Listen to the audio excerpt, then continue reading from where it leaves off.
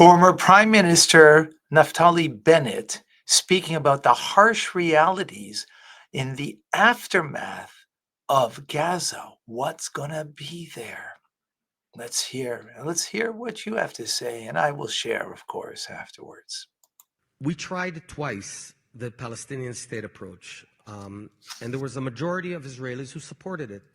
A slim majority, but a majority. During the Oslo Accords, basically it was a path towards forming a Palestinian state in Judea and Samaria. We gave up a big portion to the PLO, and they formed the PA. And then in year 2000, our prime minister then, Ehud Barak, had offered 98% of Judea and Samaria and was willing to swap another 2% of small Israel land. He was willing to give 3/4 of the ancient city of Jerusalem, including Temple Mount, to the Palestinians, everything.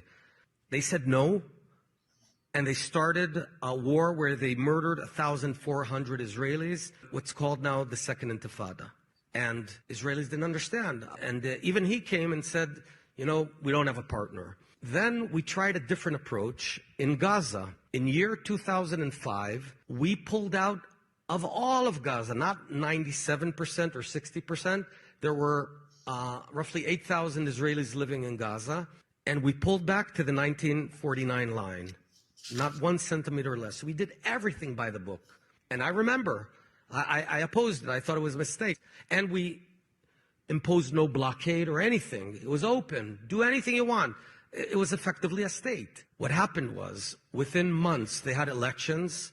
Hamas won, a resounding victory. Then Hamas took over Gaza and turned it into a terror base and began shooting rockets. I will not allow the Palestinians that did Second Intifada, did Gaza, when we gave them all the opportunity, I'm not going to hand them over another state so they can murder us again.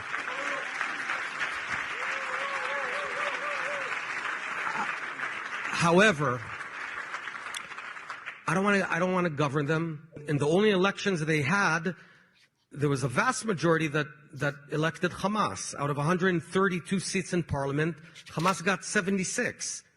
In the latest polls, in Judea and Samaria, roughly 75% support Hamas and support the October 7th attack. This is what we're talking about. So how stupid can we be to just ignore reality and try and pacify understandable desire of people that don't live there and do not need to carry the consequences? So the short answer is no. No, I will not allow them to threaten us ever again.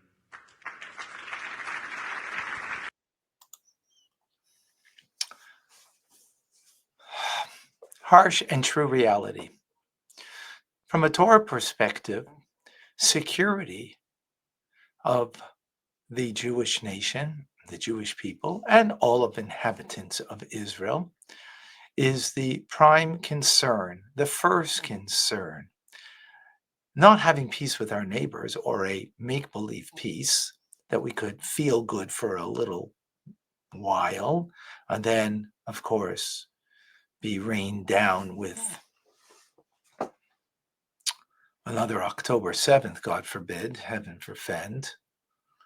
So as a result, 2 times was a mistake. Both times was a mistake, because both times was not taking into consideration the security of the people of Israel.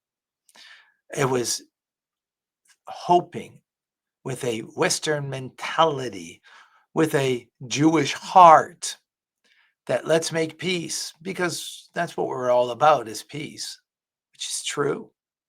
But sometimes peace, as Winston Churchill said, comes with prepare for war, comes with strength.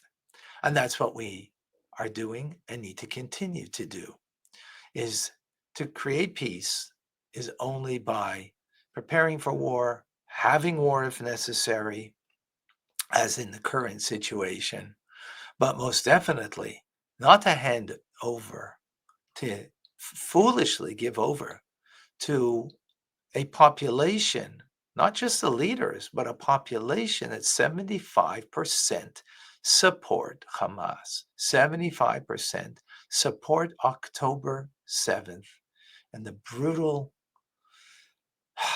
murder and everything else that went with that.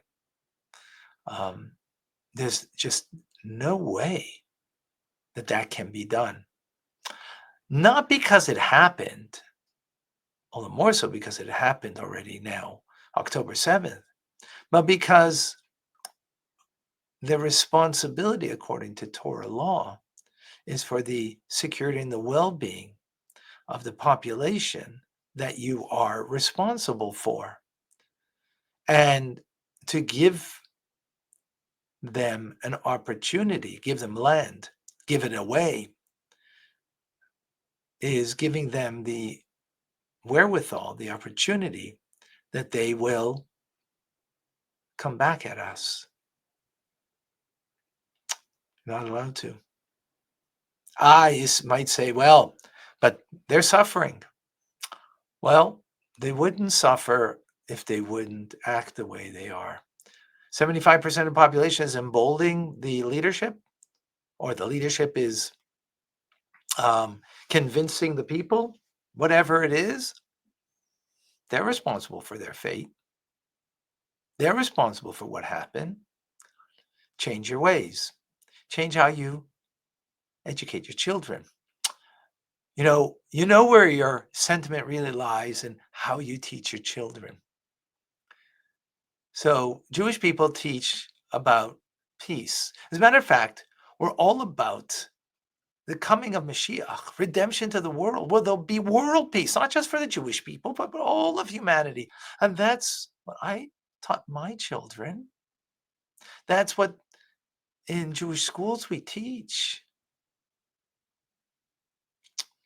We don't teach them to pick up a gun and to kill others. No Israeli Jewish school is teaching that. Does that need to happen when you have to defend yourself? Yes, but that's all we teach our children. What are the Palestinians teaching their children? In most states,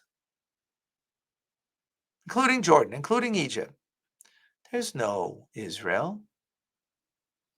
And for those that are extreme, not only there's no Israel, but we need to wipe out every single Jew, not just in Israel, but throughout the world. That's what they teach your kids. Until that changes, So it's upon the Palestinians to get a life. Life means teach your kids proper values.